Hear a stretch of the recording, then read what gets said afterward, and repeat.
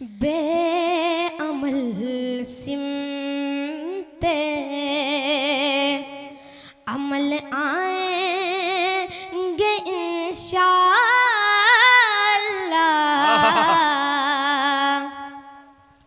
अज़मतें खोई हुई पाएंगे इंशाअल्लाह। क्या बात, आप बड़े अच्छे अंदाज में सुन रहे हैं। मैं मौलाना को इसलिए अभी बुला दिया हूं कि हजरत की तकरीर जब खत्म होगी तो 2-4 मिनट के लिए अब्दुल्ला पढ़ेगा, उसके बाद दुआ होगी और दुआ में जरूर शिरकत करके जाए। जो हजरत चले गए हैं कल वो मायूसी का इजहार करेंगे कि काश हजरत की तकरीर जो मुदल्लल हुई थी और सीरतुन नबी पे हुई थी और मदहे सहाबा जब बयान किए थे, काश हम भी होते और उस महफिल में हजरत की दुआ में शिरकत करते। आपको बार बार ये शख्सियतें मयसर नहीं आने वाली है, ये मैं आपको कह रहा हूं। इसलिए मेरे दोस्तों अदबन गुजारिश है कि आप हजरत तशरीफ रखें और मैं कुशीनगर उत्तर प्रदेश की सरजमीन पर पूरे आवाम की तरफ से जिन्होंने महफिल में सहयोग किया है, मदद की है, ताउन पेश किया है, उन सब की जानिब से जनाब हजरत मौलाना सैयद अली कदर हुसैनी साहब दामत बरकातहुमुल आलिया का इस्तकबाल करते हैं और बड़े अदब के साथ हजरत से गुजारिश करते हैं कि सारी दुनिया को नींद आ गई, उनका दीवाना बेदार है, अब आप ही फैसला कीजिए कौन जन्नत का हकदार है। माइक पे हजरत तशरीफ लाते हैं।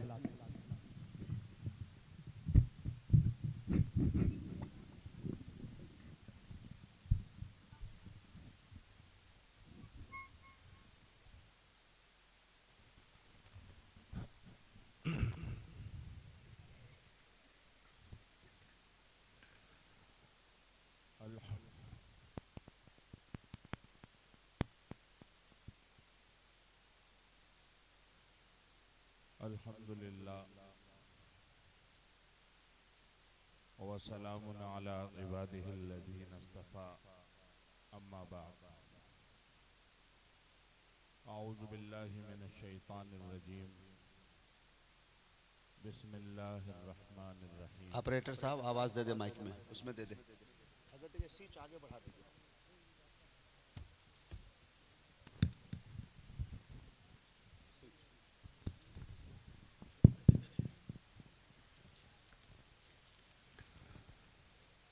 अल्हम्दुलिल्लाह व सलामुन अला इबादिहिल्लज़ीना इस्तफ़ा, अम्मा बाद।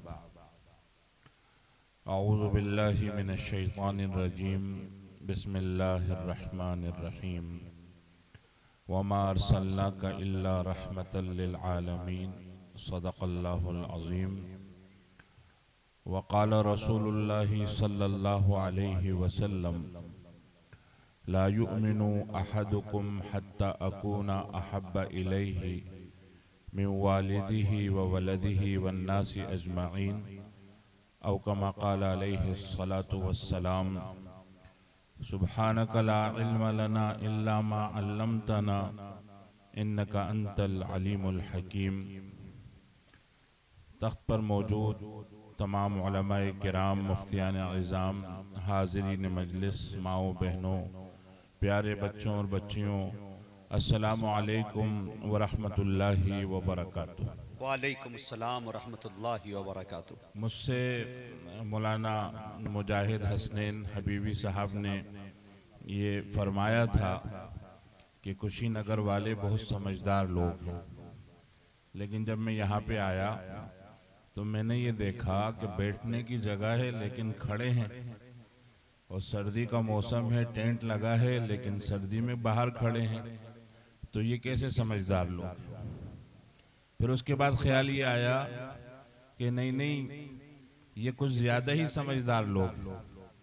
इन्होंने ये सोचा कि अगर खुदा न खास्ता बयान लंबा हो गया और हम बोर होने लगे तो पीछे पीछे धीरे से खिसक ले। क्या तो देखिए अब माशाल्लाह आप समझदारी का सबूत दे रहे हैं और माशाल्लाह बैठ रहे हैं। तो आप सर्दी का मौसम है, अपने हाल पे रहम खाते हुए बैठ जाइए। ये आका सल्लल्लाहु अलैहि वसल्लम की नात की मजलिस है, ये कुरान की महफिल है और इसमें बैठ के सुनेंगे तो एक तो अदब भी होगा और दूसरा सर्दी भी कम लगेगी। माशाल्लाह ये सामने खड़े हुए हैं, बैठ जाए दोस्तों, बैठ जाए नौजवान। बैठ जाइए।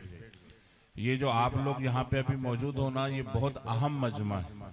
ये एक एक इंसान इस वक्त 100 के बराबर है।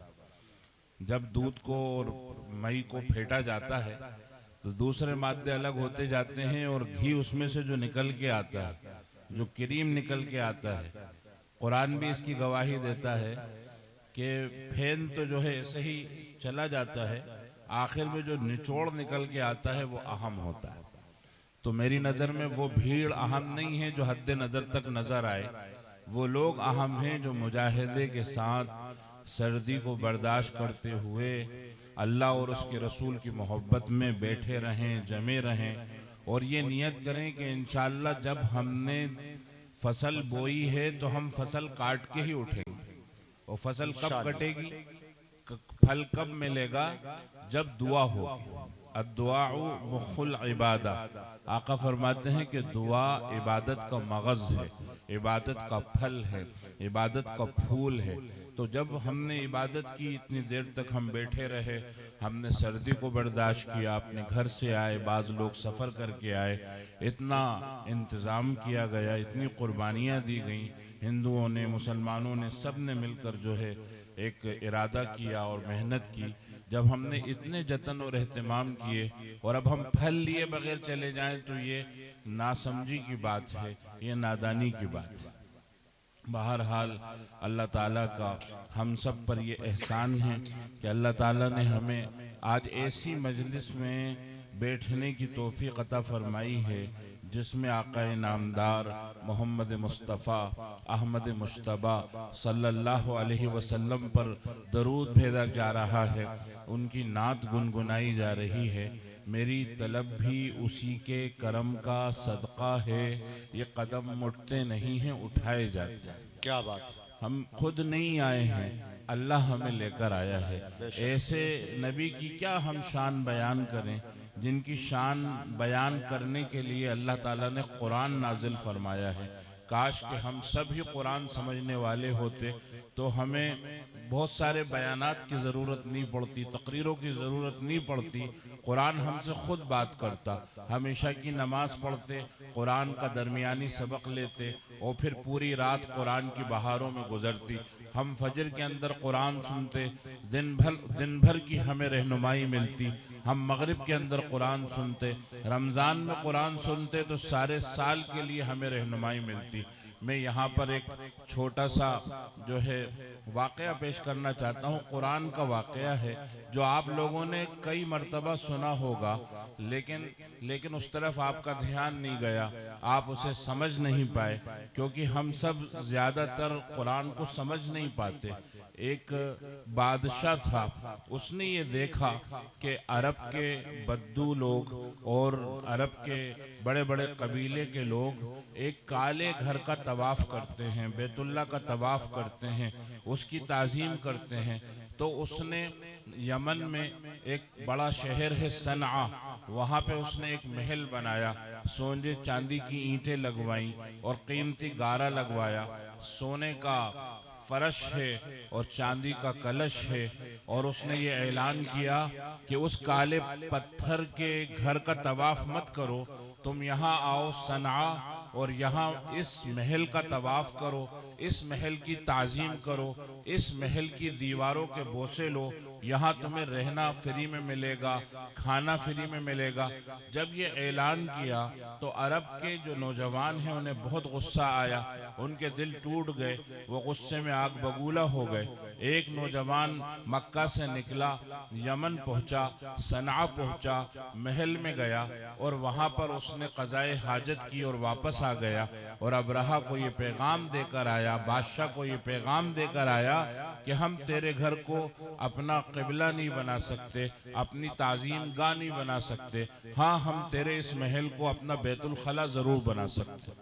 अब्रहा को बहुत गुस्सा आया, उसने जो है एक बड़ा लश्कर तैयार किया और फिर बड़ी शान शौकत के साथ, ताकत क़ुव्वत के साथ निकला कि अब जब तक मैं चैन की सांस नहीं लूँगा, जब तक कि उस काले पत्थर के घर को मुनहदिम न कर दूँ।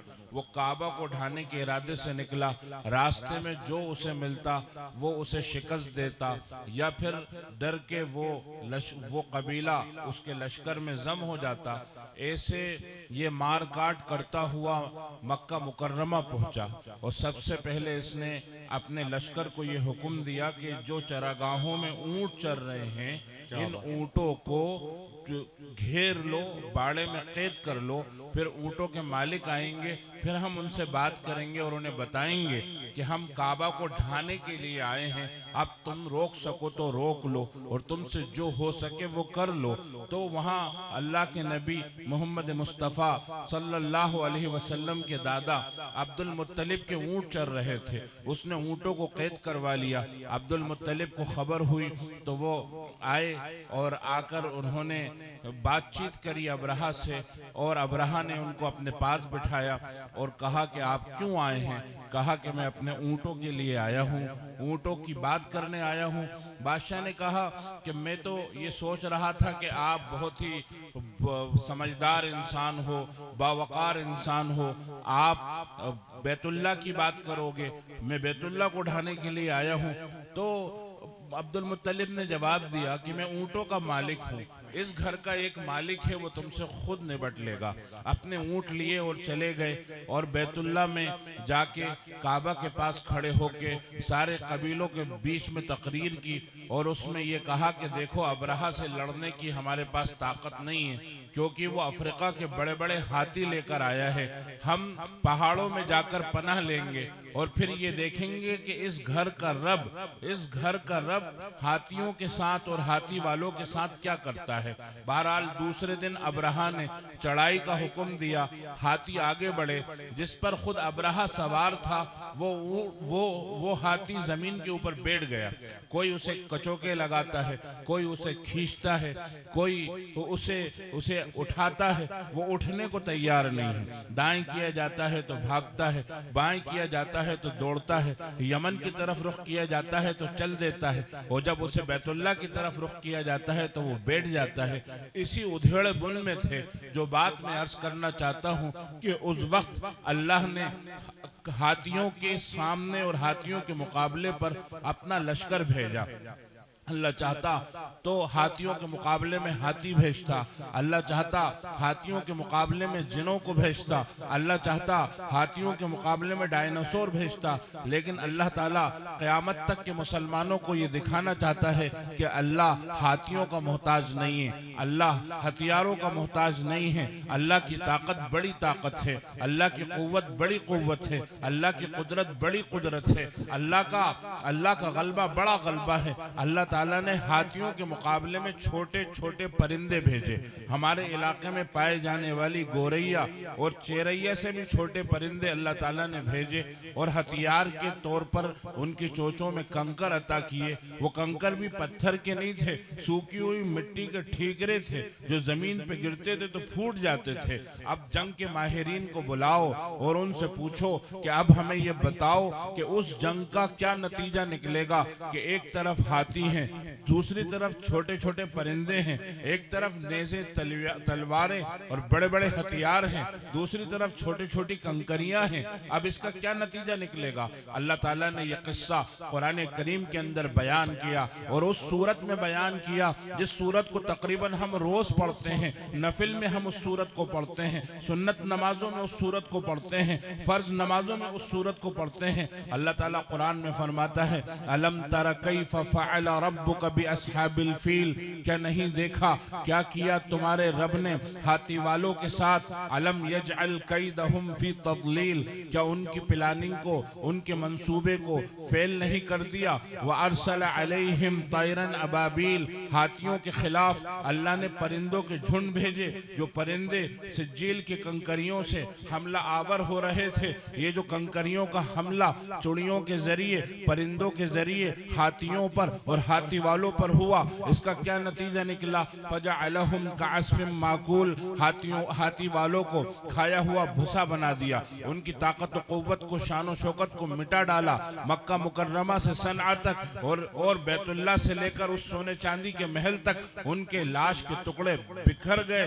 लोगों की आंखें खुल गई, कान खड़े हो गए और वो ये समझ गए कि अब दुनिया में तब्दीली होने वाली है। मैं ये वाकया इसलिए यहाँ पे अर्ज कर रहा हूँ कि ये वाकया असल ये वाकया क्या था?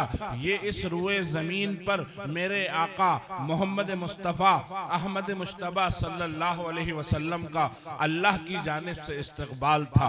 इसके 50 दिन के बाद मेरे आका सल्लल्लाहु अलैहि वसल्लम बड़ी शान से इस दुनिया के अंदर तशरीफ लाए। आपके आने से पहले ही दुनिया का माहौल बदलने लगा, आपके आने के असरात नजर आने लगे। वैसे तो सैकड़ों सालों से आसमानी किताबों में आपकी बशारतें थीं, नबियों की जबान पर आपकी खबरें थीं। यहूदियों ने तो मदीना मुनव्वरा में क्वार्टर बना रखे थे कि जब आखिरी नबी आएंगे वो इन क्वार्टर्स में रहेंगे, उनके सहाबा इन हुजरों में रहेंगे। तो जब आका आ रहे हैं, दुनिया का माहौल बदल रहा है। हजरत आमना कहती हैं कि मेरे अंदर से एक ऐसी खुशबू निकलती थी कि मेरी हमजोलियाँ, मेरी सहेलियाँ आती और आकर ये कहती कि ए आमना तूने कौन सी खुशबू लगाई है, जरा हमें अत्तार का पता बता दे, जरा हमें उस खुशबू के ताजिर का पता बता दे। हम तुझसे नहीं मांगेंगे, हम पैसों में जाके खरीद लेंगे और जो हमारी जमा जुकड़ी रकम है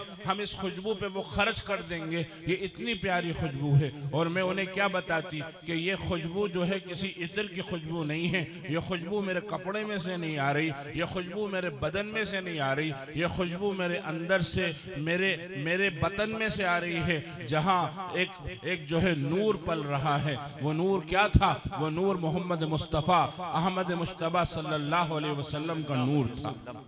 कभी घर से निकलती रात में तो कहती है ऐसा मालूम होता कि सितारे मेरे कदमों में आ पड़ेंगे। मैं हाँफती हुई वापस घर में आ जाती और घबरा जाया करती। दुनिया के आम बच्चे अलग अलग हालतों के अंदर पैदा होते हैं। दुनिया में जब कोई बच्चा पैदा होता है, गंदगी के अंदर लथपथ होता है, उसकी फिर वो नाल काटी जाती है, फिर नाफ काटी जाती है, फिर उसके बाद उसे गुस्ल दिया जाता है, फिर उसे जो है संभाल के रखा जाता है। मेरे आका जब इस दुनिया में तशरीफ लाए ऐसी शान से आए बिल्कुल जैसे अल्लाह ने नहला धुलाकर दुनिया के अंदर भेजा हो। एक गंदगी का कतरा आपके जिस्म पे न था, नाफ पहले से कटी हुई थी, यहाँ तक कि आपकी खतने ही पहले हो चुकी थी। जब बच्चा दुनिया में आता है तो करवट भी उसे कोई दिलाता है तो वो करवट लेता है, अपने तौर पे वो करवट भी नहीं ले सकता। लेकिन इब्ने हिशाम, सीरत इब्ने हिशाम और इब्ने इसहाक की रिवायत है कि जैसे ही आप इस दुनिया के अंदर आए सबसे पहले लवाज़िउन यदैहि अलल अर्द, अपने हाथों को आपने जमीन पे जमा दिया, व राफ़िउन रअसहु इला समा, और अपने सर को आसमान की तरफ उठा लिया, और उसके बाद आपने सर मुबारक को, पेशानी को जमीन पे रखा और अल्लाह के दरबार में सजदा बजा लाए। सबसे पहला काम दुनिया में आकर, दुनिया के बच्चे रोते चीखते चिल्लाते हैं, मेरे आका ने दुनिया में आके सबसे पहला काम ये किया कि आपने अल्लाह की इबादत का हक अदा किया, अल्लाह को सजदा किया, अपने अब्दुल्ला होने का हक अदा किया।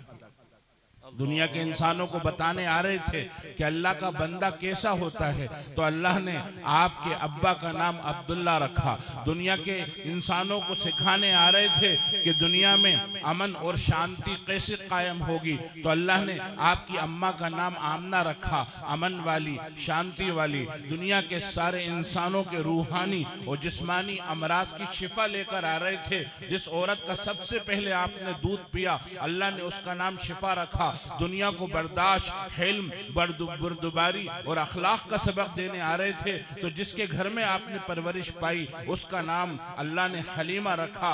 आपके पैगाम को अल्लाह ताला ने आपके आसपास पाए जाने वाले नामों में ही छुपा रखा था। अगर कोई आपके आसपास रहने वालों के नामों पे भी गौर करे तो समझ में आ जाएगा कि मोहम्मद मुस्तफ़ा अहमद मुश्तबा सल्लल्लाहु अलैहि वसल्लम का बेसत असल है, मकसद है क्या। बरकतें आपके साथ साथ चला करती थी। अरब के अंदर ये दस्तूर था कि छोटे बच्चों को भेजा जाता था गाँव में, देहातों में, जहां पर उस काम की माहिर औरतें बच्चों को अपने घरों में रखती थी। पहले तो दूध पिलाती थी, फिर उन्हें जंगल की ग़िज़ाएं खिलाती थी। वो वहाँ पर मशक्क़त सीखते थे, वो वहाँ पर मशक्क़त सीखा करते थे। उनकी गाँव के माहौल के अंदर तरबियत होती थी। हज़रत हलीमा ने अपना वाक़या लिखा है कि हम इस मकसद से अपने इलाके बनी साद से निकले। बनी साद 3-4 बार मेरा जाना हुआ। मक्का मुकर्रमा से 100 किलोमीटर ताइफ है और ताइफ से 80 किलोमीटर बनी साद है। 180 किलोमीटर दूर ये कबीला आबाद था। हज़रत हलीमा कहती हैं कि मैं अपनी हमजोलियों और अपनी सहेलियों के साथ निकली ताकि मक्का के छोटे दूध पीते बच्चों को हम अपने इलाकों में लाएं, उन्हें दूध पिलाएं, उसके बदले में हमें पैसा मिले, उसके बदले में हमें खाना मिले। कहती है कि जब हमारा काफिला रवाना हुआ तो काफिले की सबसे कमज़ोर, सबसे लागर, सबसे मिस्कीन, सबसे गरीब औरत मैं थी। मेरे जानवर भी बहुत कमज़ोर थे। मेरी जो सवारी थी वो अड़ियल और मरियल थी। जब काफिला रवाना हुआ तो मेरी सवारी ज़मीन पर बैठ जाती थी, लोग उसे खींचते थे, धकाते थे। मेरी हमजोलियाँ सहेलियाँ मुझे लानत और मलामत करती थी कि ए हलीमा, अगर हम ऐसे ही चले तो बहुत ताख़ीर हो जाएगी, दूसरे इलाके की औरतें आएंगी और बच्चों को ले जाएंगी, हमारे हाथ कुछ न लगेगा। ऐसे गिरे पड़े उठे चले गए, राह में तेरी सितम सहे चले गए। कहती है कि हम मक्का मुकर्रमा पहुंचे, औरतें दौड़ दौड़ के घरों में गईं, दूध पीते बच्चों को उन्होंने अपनी गोदों में उठाया। लेकिन कोई औरत जब मेरे आका मोहम्मद मुस्तफ़ा के घर जाती और छोटे बच्चे की शक्ल में आपको गोद में उठाती, कहती ओहो, चेहरा ऐसा है जैसे चांद का टुकड़ा और आंखों में जहानत और फतानत है। लाओ इसके अब्बा को बुलाओ, हम तय करें कि 3-4 साल हम उसे अपने घर में रखेंगे, इसके बदले में हमें क्या मिलेगा। बेवा अम्मा आमना रोहा से लहजे में कहती कि इसके अब्बा का तो इंतकाल हो गया, इसके दादा हैं अब्दुल मुत्तलिब, मैं उन्हें बुलाती हूँ। उधर से अब्दुल मुत्तलिब खांसते हुए बुढ़ापे की उम्र के अंदर आते तो वो औरत दिल में ये सोचती कि बेवा माँ है, बूढ़े दादा हैं, अब्बा जा चुके, अब हमें इनसे क्या मिलेगा। तो ये कहती कि हम कल आके बताते हैं, हम शाम को आते हैं। जो जाती तो वापस नहीं आती। उधर हजरत हलीमा किसी घर के अंदर जाती तो घर वाले ये कहते कि तू पहले अपना तो पेट पाल ले, देख पेट तेरा कमर से लगा है और तेरी पीठ झुक रही है और तेरा बच्चा जो सगी औलाद है तेरी वो भूखा है, वो उसके चेहरे पे भूख का असर है, पहले तो अपने बच्चे को तो पाल ले। तो किसी ने हलीमा को गरीब होने की वजह से अपना बच्चा दिया नहीं और मेरे आका को यतीम होने की वजह से किसी ने लिया नहीं। काफिले की रवानगी का वक्त आ गया, सुबह को काफिला रवाना होना है। हलीमा अपने खेमे में उदास बैठी हैं। शोहर आया और आके कहता है कि हलीमा क्या बात है, तुम उदास हो। हलीमा कहने लगी क्या तुम्हें नजर नहीं आ रहा, मेरी गोद खाली है, मेरी गोद सूनी है। मेरी हमजोलियों सहेलियों ने अलग अलग कबीलों के बच्चे अपनी गोदों में उठा रखे हैं। मैं अपने इलाके में पहुंचूंगी तो मेरा मजाक उड़ेगा, लोग मुझसे कहेंगे ए हलीमा तुझे किसी ने इस काबिल भी नहीं समझा कि तुझे अपना बच्चा तेरे हवाले करता, मुझे तो बड़ी शर्म आती है। तो शोहर कहते हैं कि वो कुरैशी बच्चा है ना, उसे किसी ने अभी लिया नहीं है, तुम उसे ले लो क्योंकि तुम्हारे पास कोई बच्चा नहीं है। तो कहती हैं बदिले ना खास्ता बोझल कदमों से गई और मोहम्मद सल्लल्लाहु अलैहि वसल्लम को उठाकर खेमे में ले आई। और मुझे ये उम्मीद थी कि मेरे पास इनको पिलाने को तो दूध है नहीं, अपने बच्चे का ही पेट नहीं भरता तो इस बच्चे का क्या भरेगा। नाउम्मीदी के आलम में मैंने बच्चे को गोद में लिटाया और दूध पिलाना जब शुरू किया, मेरी हैरत की इंतहा न रही। उनका पेट भर गया, फिर मैंने अपनी सगी औलाद को दूध पिलाया, उसका पेट भर गया। शोहर गए बाड़े में कि वहाँ मवेशियों का थोड़ा सा दूध दोह ले, थोड़ा सा दूध होगा, आधा कटोरा बीवी पिएगी, आधा कटोरा शोहर पिएगा, जैसे तैसे रात गुजर जाएगी। लेकिन शोहर ने जब दूध लगाना शुरू किया तो जितने प्याले थे, जितने भगोने थे, जितने बर्तन थे, सब भर गए। और उसके बाद मेरे शोहर मेरे पास लाए और मुझे दूध दिया, मैंने पिया, फिर मैंने प्याला उनकी तरफ बढ़ाया, उन्होंने पिया, फिर उन्होंने मुझे दिया तो मैंने पिया। यहाँ तक हमने हमने हलक तक दूध पी लिया, दूसरे से एक दूसरे से जिद कर रहे कि और पियो और पियो। फिर मैंने कहा खुदा की कसम लम अजिद लहा मसलका, अब तो एक घूंट पीने की ताकत नहीं है, अगर एक घूंट और पी लिया तो कै हो जाएगी। उसके बाद हम ऐसे खर्राटों से गहरी नींद सोए कि हमें सुबह तक खबर न हुई कि हम कहाँ हैं। ये रात हमारे घर में बरसों बाद आई। सुबह मेरी आंख खुली तो मेरे शोहर चीख रहे थे, हलीमा हलीमा हलीमा। मेरी आंख खुली, मैंने कहा क्या बात है, क्यों चीख रहे हो? कहने लगे लक़द अखस्ती निस्मतम मुबारका, किसी मुबारक शख्सियत को तुम घर में लेकर आ गई हो। ये बच्चे की कोई शान है, उसकी ये बरकतें हैं जो हमें नजर आ रही हैं। बहरहाल सुबह जब काफिला रवाना हुआ, मैं नाउम्मीदी के आलम में अपनी सवारी पर सवार हुई कि ये अब मरियल और अड़ियल सवारी है, बार बार अड़ेगी, बार बार बैठेगी, मेरी हमजोलियां सहेलियां मुझे लानत मलामत करेंगी। तो कहती हैं कि जब मैं अपनी सवारी पर बैठी और काफिला रवाना हुआ, मेरी सवारी दौड़ने लगी और आगे बढ़ने लगी, सबको ओवरटेक करने लगी। मेरी सहेलियां कहने लगी कि क्या ये वही मरियल सवारी नहीं है जिस पर तू आई थी? ये तो चलती न थी, अब तो ये दौड़ रही है, अब तो ऐसा मालूम होता है कि ये उड़ रही है। मैं चटकारे ले लेकर मजे ले लेकर कहती इन्नहा लहिया व इन्ना लिराकिबिहा लशान, कि सवारी तो वही है लेकिन इसका सवार निराला है। जब अपने इलाके में पहुंची तो बनी साद की औरतें मुझसे कहने लगी तुम लोग क्यों आ गए हो? यहाँ कहत पड़ा हुआ है, खाने को दाना नहीं, पीने को पानी नहीं। चंद महीने और वहीं मक्का में रुक जाते, जब ये कहत कम होता तब आते। कहती हैं कि वहां पर जब जानवर जाते चरागाहों में और शाम को वापस आते, उनके पेट दबे हुए होते और थन सूखे हुए होते, और मेरे जानवर आते उनके पेट भरे होते और दूध थनों में लबालब होता। यहाँ तक कि मेरे इलाके में ये बात मशहूर हो गई कि मवेशियों के मालिक जब चरवाहों को चरागाहों की तरफ रवाना करते, कोने में जाके चरवाहे को समझाते कि देखो वहां चराना जहां हलीमा का चरवाहा चराता है। और उन्हें ये खबर न थी कि ये न चरागाहों का कमाल है न चरवाहों की महारत है, ये उस बच्चे की बरकत है जो मेरे आंगन में खेल रहा है। मैं ये सवाल करता हूँ मेरे भाइयों कि जब नबी के बचपन में इतनी बरकत है तो जरा सोचो नबी के मिशन में कितनी बरकत हो। क्या बात है, सुभान अल्लाह सुभान। एक मर्तबा कहत पड़ गया, पानी नहीं बरस रहा। अबू तालिब सारे मक्का के कबाइल को लेकर हरम पहुंच गए और सुबह से दोपहर तक दुआ कर रहे हैं कि अल्लाह पानी है, अल्लाह पानी। क्योंकि वहां ये मामूल था कि जब अपने लात और उज्जा से मायूस हो जाते, मनाता सालिसा से मायूस हो जाते, लोहे और लकड़ी और मिट्टी और पत्थरों के बुतों से मायूस हो जाते, तो फिर अल्लाह को पुकारा करते थे। कुरान में भी अल्लाह फरमाता है जब समंदर की मौजें और तूफान तुम्हें घेरता है तो तुम्हें आसमानों वाला खुदा याद आता है, तुम्हें अल्लाह याद आता है। तो वहां पर बैतुल्लाह में पहुंचे और सहन में सुबह से दोपहर तक दुआ हो रही है, या अल्लाह पानी, या अल्लाह पानी, ये आसमानों के रब पानी, एक कतरा नहीं बरस रहा। 6 साल के छोटे बच्चे की शक्ल में मेरे आका मोहम्मद मुस्तफ़ा अहमद मुश्तबा सल्लल्लाहु अलैहि वसल्लम उस तरफ को तशरीफ ले आए। अबू तालिब ने जोश में नबी को उठाया, बगल से वो काबा की दीवार से लगाया और चीख कर कहा कि ए आसमानों वाले रब, अगर इस बच्चे की तेरी नजर में कोई कीमत है, कोई वक़्त है, कोई मकाम है, इसके तुफैल हमें पानी अता फरमा दे। रावी कहता है कि जैसे छोटे बच्चे इशारे करते हैं, अपने हाथों से खेलते हैं, ऐसे अल्लाह के नबी 6 साल की बच्चे की शक्ल में अपनी उंगली को घुमा रहे थे और सब अपनी आंखों से देख रहे थे कि आपकी उंगली के इशारे पे बादल नाच रहे थे। बादल इकट्ठा हुए, पानी बरसना शुरू हुआ और हरम के अंदर पानी इतना भरा कि लोगों ने भागकर अपने आप को बचाया।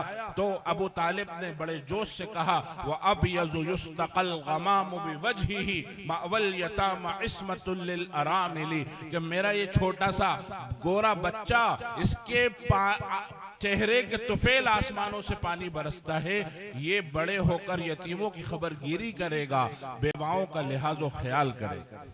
कोई तो बात थी कि अल्लाह खुद फरमाता है वमा अरसलनाका इल्ला रहमतल लिल आलमीन, नबी जी हमने आपको सारे आलमों के लिए रहमत बनाकर भेजा है।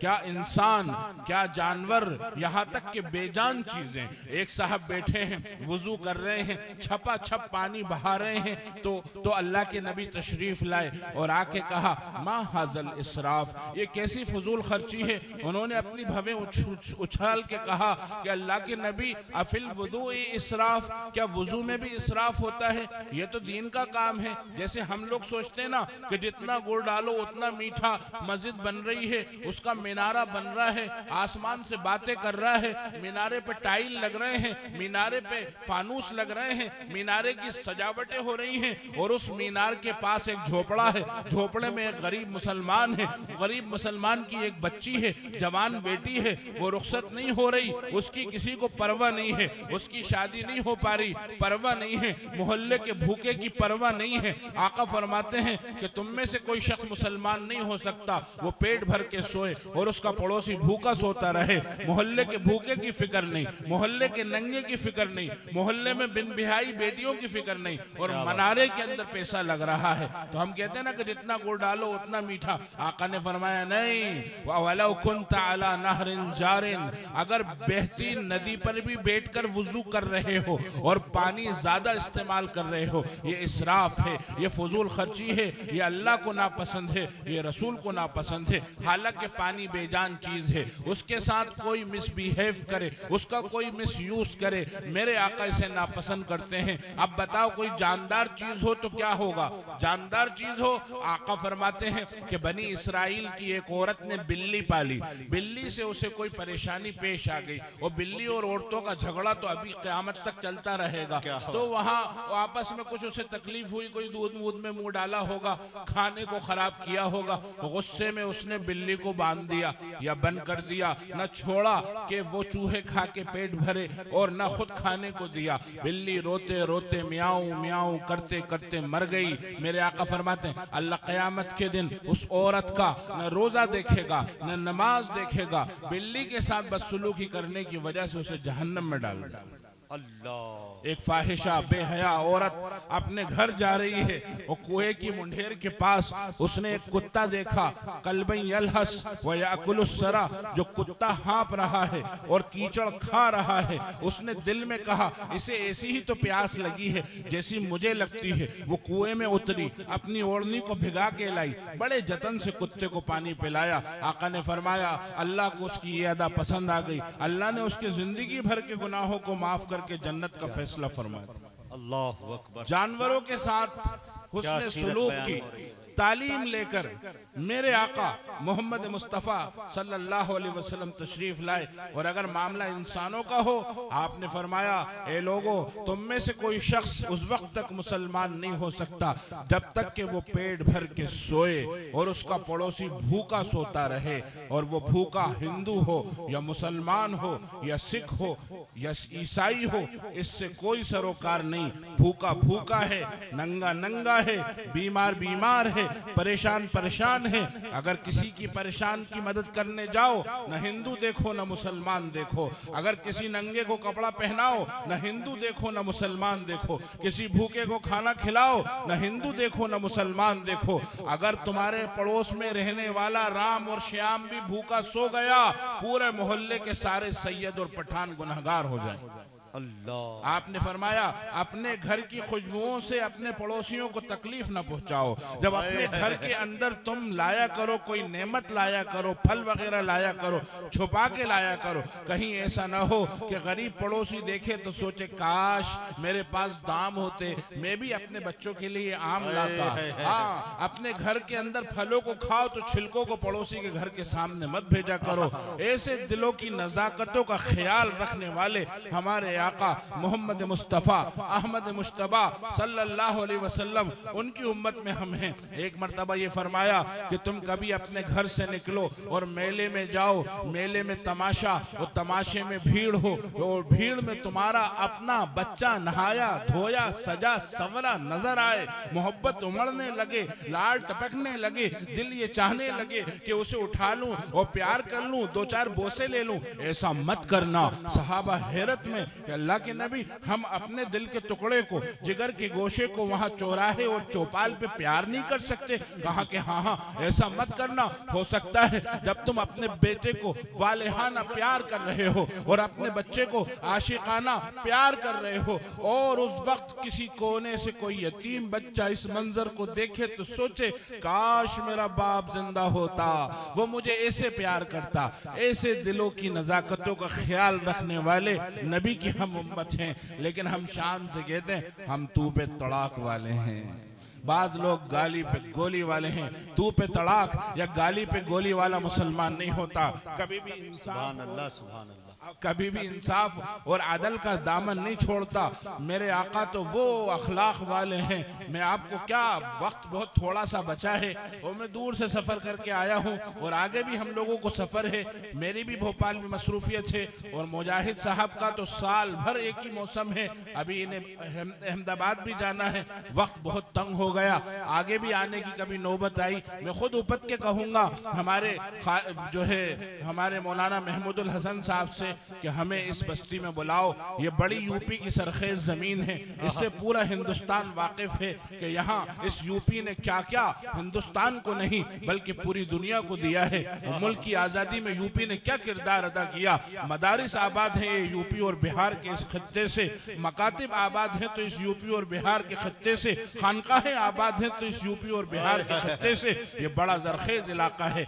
ये मेरी खुशनसीबी है कि मैं इस इलाके में आया हूँ। चंद वाकयात में सुना के अपनी बात खत्म करता हूँ कि एक शख्स मस्जिद नबवी में आया, आका की मौजूदगी में आया। जरा सोचो तो, वो मजलिस जिसका पीर मोहम्मद मुस्तफ़ा और उसके मुरीद सिद्दीक़ फारूक, वो क्लास जिसका उस्ताद अहमद मुश्तबा और उसके शागिर्द उस्मानो अली, क्या वक़ार टपकता होगा, क्या नूर की बारिश होती होगी।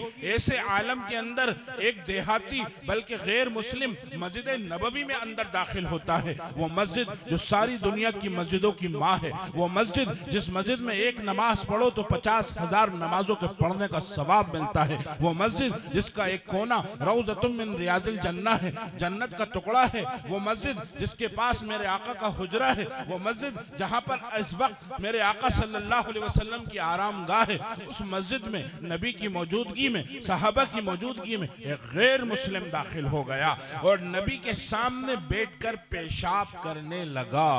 अब बताओ, इस जमाने में अगर ऐसी हरकत हो जाए कैसा फसाद मचेगा, कैसी दुनिया के अंदर एक हादसा होगा कि एक शख्स मस्जिद में घुस गया, उसने मस्जिद की बेहुरमती कर दी। मेरे आका की मौजूदगी में कोई मस्जिद में घुसा है और उसने नादानी के नतीजे में पेशाब किया। सहाबा भागे, उसे मारे, उसे रोके। आका ने फरमाया रुको रुको रुको, उसे पेशाब करने दो। आराम से बैठकर उसने पेशाब कर लिया। अब गोया के फरमाया अब मैं अपना काम करूंगा, तुम अपना काम करो। मैं इसे आदाब मस्जिद समझाऊंगा और तुम पानी का इंतजाम करके मस्जिद को धो। क्या मंजर होगा, उधर बिलाल और यासिर और उमर, हजरत उमर और हजरत अली रजी अल्लाह अन्हु सहाबा की जमात मस्जिद धो रही है। एक देहाती गैर मुस्लिम ने मस्जिद में पेशाब कर दिया। सहाबा मस्जिद धो रहे हैं और मेरे आका कोने में बैठकर उसे बड़े प्यार से, बड़े एहतराम से, एक जैसे छोटे बच्चे को समझाया जाता है। आप समझा रहे हैं कि देखो ये मस्जिद है, ये मस्जिद अल्लाह का घर है, यहाँ इबादत होती है, यहाँ पेशाब जैसी गंदगी नहीं करना चाहिए। ऐसे प्यार से समझाया कि उसने आपके हाथों में हाथ दिया और खड़े होने से पहले चीखा अशहदु अल्ला इलाहा इल्लल्लाह व अशहदु अन्ना मुहम्मदर रसूलुल्लाह। एक यहूदी आता है और आकर अल्लाह के नबी से अर्ज करता है कि आप तो बहुत सखी वाक़े हुए हो, लोग हातिम ताई के किस्सों को भूल गए, अब तो मोहम्मद मुस्तफ़ा का तस्करा है। जो भूखा आए तो खा के जाए, नंगा आए तो कपड़े पहन के जाए, बीमार आए तो उसकी मदद हो, कोई तंदुरुस्त आए तो उसकी मदद हो। लेकिन मुझे ये मालूम है कि आपके पास हमेशा इतना नहीं होता गल्ला कि आप बड़ी बड़ी जमातों को खाना खिलाएं। कभी ऐसी नौबत आ जाए, कोई बड़ा काफिला कबीला आए, वो ज़रूरतमंद हो, भूखे हो, आप मुझे याद कर लेना। मैं मदीने की मंडी का बड़ा ताजिर हूँ। तो एक मर्तबा एक बड़ा काफिला आया जो सब परेशान थे, भूखे थे। हजरत बिलाल से आपने फरमाया कि बिलाल जाओ गोदाम में देखो, वहाँ पर अगर गल्ला हो तो लाओ। तो हजरत बिलाल ने अर्ज किया आके कि अल्लाह के नबी वहाँ तो कोई गल्ला वगैरह नहीं है, तो अब क्या किया जाए? कहा मेरे घरों में जाके आवाज़ दो, हो सकता है वहाँ गल्ला हो। अज़वाज मुताहिरात उम्महातुल मोमिनीन ने कहा कि यहाँ इतना गल्ला नहीं है। आपने सहाबा से पूछा कि तुम्हारे घरों में है? कहा कि अल्लाह के नबी फसल अगली आने वाली है, पिछली तमाम हुई, हमारे घरों में गल्ला वगैरह नहीं है। तो आका सल्लल्लाहु अलैहि वसल्लम ने फरमाया उस यहूदी को बुला के लाओ। वो यहूदी आया, आपने उसके से मामला किया, कोने में बैठकर एक डील की, उसने बहुत सारा गल्ला भेज दिया। आपने फरमा दिया कि इस गल्ले की कीमत हम खजूरों की फसल में से अदा करेंगे। बहरहाल गल्ला आ गया, चूल्हे जल गए, देगे चढ़ गई, खाना पक गया, भूखों ने खा लिया। कच्चा गल्ला अपने थैलों में भरा और जिनके पास थैले न थे उन्होंने आस्तीनों में भरा, गिरे लगाई और चले गए। अल्लाह के नबी बड़े खुश हुए। अब एक आखिरी बात अर्ज कर रहा हूँ, एक जमाने के बाद वो आता है, चंद दिनों के बाद आया और आके उसने क्या किया, जरा गौर से सुनो, उसने क्या किया? अखज़ बिमजमअ सौब रसूलिल्लाह, आके अल्लाह के नबी का गिरेबान पकड़ लिया। है इस कायनात में अल्लाह के बाद अगर कुछ मोहतरम है तो वो ये, आके उसने अल्लाह के नबी का गिरेबान पकड़ा और आके क्या कहता है? अद्दे हक़ या मोहम्मद, मोहम्मद मेरा कर्ज अदा करो।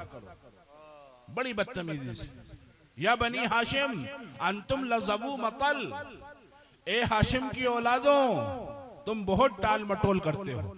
दाना कैसे दिया? मोहम्मद इब्ने अब्दुल्ला इब्ने अब्दुल मुत्तलिब इब्ने हाशिम, पर दादा का नाम लिया, पूरे खानदान को बट्टा लगाया कि सारा कबीला टाल मटोल करता है। इतना बड़ा झूठ घड़ा, ऐसा झूठ बोला जो अबू जहल नहीं बोल सकता था, ऐसा झूठ बोला जो अबू लहब नहीं बोल सकता था। कहता है या बनी हाशिम अंतुम लज़बू मतल, ए हाशिम की औलादों तुम बहुत टाल मटोल करते हो। और मेरे आका मुस्कुरा रहे हैं, वक़ार और रहमत से उसे देख रहे हैं। हजरत उमर मौजूद थे, उमर तो उमर है, गुस्से में आग बगूला हुए, आंखें अंगारा हुई, चीख पड़े, अगर अल्लाह के नबी की मौजूदगी का ख्याल ना होता मैं तेरी गर्दन उड़ा देता। अल्लाह के नबी ने हजरत उमर को डांटते हुए कहा अव गैर ज़ालिका या उमर, ए उमर मुझे तुमसे इसके अलावा की उम्मीद है। तुम इससे कहो कि जब किसी को कर्जा दो तो नरमी से वसूली करो, और तुम मुझसे कहो कि नबी जी जब कर्जा लिया करें तो वक्त पे अदा किया करें। और फिर फरमाया कि ए ताजिर जरा अपना खाता निकालो, अपनी बही निकालो, अपनी किताब निकालो और देखो जो दिन अदायगी का तय हुआ था उसमें 3 रोज बाकी हैं। तुम पहले से आ गए हो, लेकिन अल्हम्दुलिल्लाह खजूर की फसल आ गई है, जाओ अपना कर्जा बेबाक करो। आपने हजरत उमर को एक तरफ ले जाकर हिसाब समझाया कि तुमने इसे डांटा था, अब तुम जाओ और इसकी खजूरों का हिसाब बेबाक करो।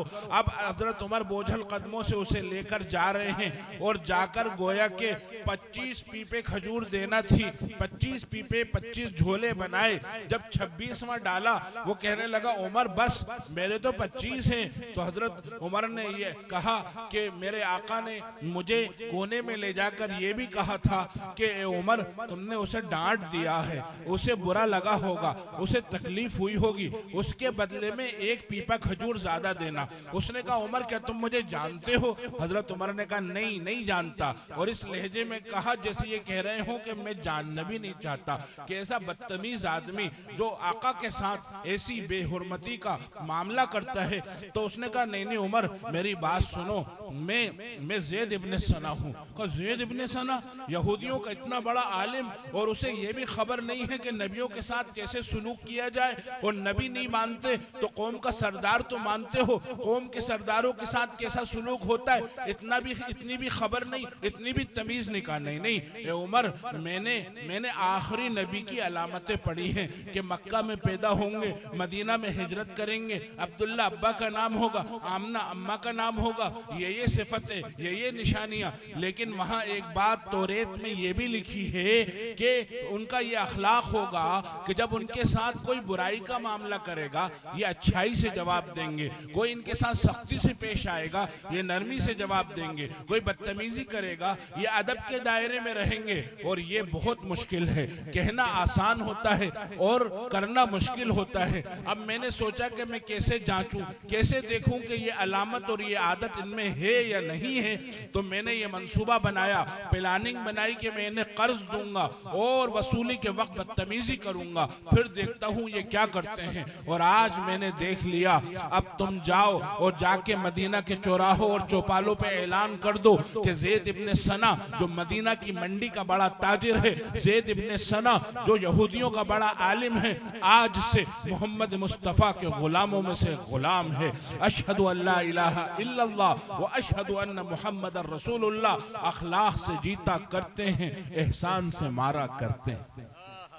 अल्लाह ताला ये अखलाक हमें अता फरमा दे, सीरत तैयबा की रोशनी में ज़िंदगी गुजारने की तौफीक अल्लाह हमें अता फरमा दे। इस गंदी दुनिया में अच्छा नबी, नापाक दुनिया में पाक नबी, जालिम दुनिया के अंदर मासूम नबी आता है, उसका इस्तकबाल गुलदस्तों से नहीं हो रहा, उसका इस्तकबाल पत्थरों से हो रहा है। वो रोशन चेहरा जिसे देखा देखने वाले ने तो कहा अहसन मिन कलम तरक़त्तु ऐनी व अजमल मिन कलम तलिदिन निसाउ खुलिक़्त मुबर्रअम मिन कुल्ली कमा तशाउ, कि आपसे ज्यादा हसीन चेहरे वाला मेरी आंखों ने कोई देखा नहीं, आपसे ज्यादा प्यारा दुनिया की माओं में से किसी माँ का बच्चा हुआ नहीं। आप तो ऐसे ऐबों से पाक होकर पैदा हुए हैं जैसे अल्लाह ने आपको आपसे पूछकर पैदा किया हो कि मेरे महबूब बताओ तुम्हें कैसा बनाना है, वैसा अल्लाह ने बनाया। मेरे महबूब तुम्हारी आंखों में कितना सुरमा लगाना है, उतना सुरमा अल्लाह ने लगाया। मेरे महबूब तुम्हें कैसा बनाऊं, जैसा आपने कहा वैसा अल्लाह ने बना डाला।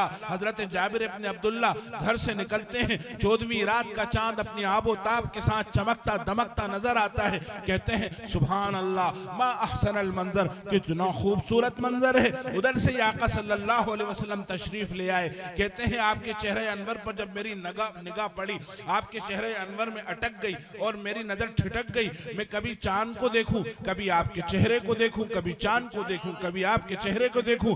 आखिर में दिल थामा, ठंडी आह भरी और कहा ए जाबिर क्या देखता है, अल्लाह के नबी का चेहरा चांद से भी ज्यादा हसीन और खूबसूरत है।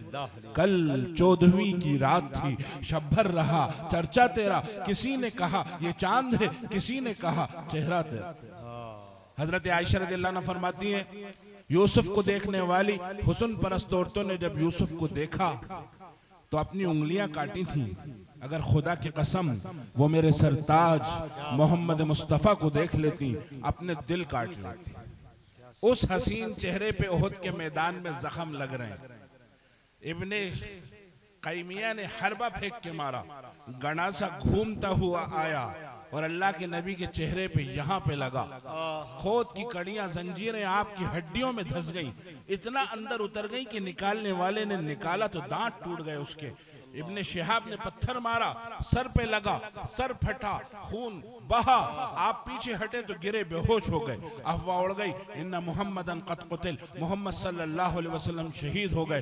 बड़े बड़े बहादुर सहाबा घुटनों के बल गिर गए, हथियार हाथों से छूट गए। अब हम जी के क्या करेंगे। अल्लाह के दुश्मन नाचने लगे कि बदर का बदला मुकम्मल हुआ, जिस मकसद से आए थे वो हमने कर डाला, नाउज़ु बिल्लाह हमने मोहम्मद को कत्ल कर डाला। ये अफवाह उड़ी, उड़ते उड़ते ऊपर खेमे में हजरत फातिमा रज़ी अल्लाहु अन्हा थी, उनके कानों में पड़ी, खेमे से निकली, पहाड़ से उतरी, भीड़ को चीरती हुई, तलवारों और नेज़ों के साय से होती हुई अपने अब्बा को जाके देखा तो पता चला कि हजरत अली की गोद में आपका सर है। मुझको अंबर से ज्यादा पाकीज़ा लहू बह रहा है। न कोई पट्टी थी बेटी के पास के बांध देती, न कोई मरहम था कि लगा देती, तो चटाई मिल गई, उसका टुकड़ा जलाया, उसकी राख अपने अब्बा के जख्मों पे लगाई। थोड़ी देर के बाद अल्लाह के नबी को होश आ रहा है, पलकें कांप रही हैं, होंठ थर्रा रहे हैं, लोग चीख रहे हैं, अद्दुआ अलैहिम या रसूल अल्लाह, ए अल्लाह के नबी बद्दुआ फरमा दीजिए। अब ऐसे वक्त में भी जबकि 70 सहाबा की लाशें तड़प रही हैं, जबकि दामाद के आंसू आपके चेहरे पे टपक रहे हैं, जबकि फातिमा की आंखों में चीखें निकल रही हैं, ऐसे कमजोरी के वक्त में भी मेरे आका की जुबान से निकल रहा है, अल्लाहुम्मा हदी कौमी फइन्नहुम ला यअलमून, ए अल्लाह मेरी कौम को हिदायत दे दे, वो नादान हैं, ना समझ हैं। गैरों परायों दुश्मनों का भी उज़्र अल्लाह के सामने पेश किया जा रहा है। ये मेरे आका का अखलाक है। जब भी तो आपने फरमाया बुइस्तु लिउतम्मिम मकारिमल अखलाक, मेरी नबूवत के मकासद में से एक मकसद ये है कि मैं दुनिया को अच्छे अखलाक सिखाने आया हूँ। मैं काले गोरे का, ऊंची जात और नीची जात का फर्क खत्म करने को इस दुनिया के अंदर आया हूँ। अल्लाह भी फरमाता है व इन्नका लअला खुलुकिन अज़ीम, जो चाहे कहे, लेकिन अल्लाह गवाही देता है कि तुमसे अच्छा अखलाक वाला कोई हो ही नहीं सकता। व आखिरु दावाना अनिल हम्दुलिल्लाहि रब्बिल आलमीन। हजरत बस एक कलाम छोटे सा पढ़ेगा अब्दुल्ला, दुआ कर दीजिएगा, आप ही दुआ करो।